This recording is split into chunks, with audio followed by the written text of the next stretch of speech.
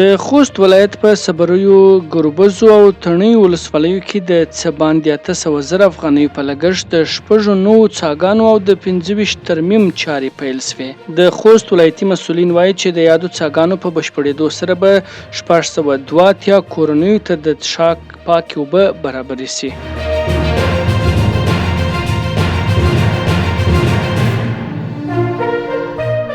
د ننګرهار په لعلپورې ولسوالۍ کې د $73,400 په لګښت د یو کانال او سربند د جوړېدو چارې بشپړې او ګټې اخیستنې ته وسپارل شول. د ننګرهار ولایتي چارواکي وایي له دغه کانال څخه 1500 جریبه ځمکه خړوبېږي.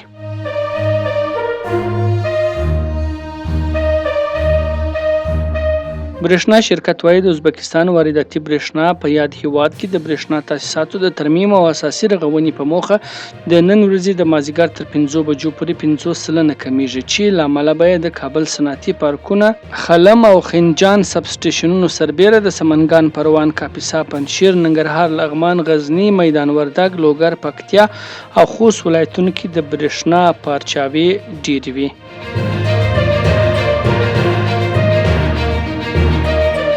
یو ملي سوداګر په خپل شخصي لګښت په سرپل ولایت کې د انجونو ښوونځي لپاره ودانۍ جوړه کړې. د افغانستان د سرپل ولایت په سانچارک ولسوالۍ کې د فاطمه الزهرا د انجونو ښوونځي چې نه ټولګی لري د یو ملي سوداګر د 100,000 امریکایي ډالرو په مالي لګښت جوړ او ګټه اخیستنې ته وسپارل.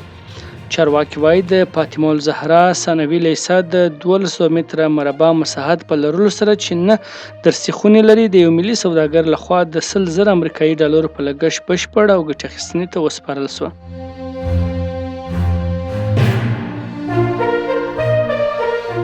روسیې د اوکراین 110 پوځیان وژلي دي. روسي رسنیو او چارواکو ویل د جنوبي دونیتسک په چورلیسک کې د اوکراین د پوځ په مرکزونو باندې د روسیې د پوځي ځواکونو په حملې کې د اوکراین په لسګونو پوځیان ووژل شول.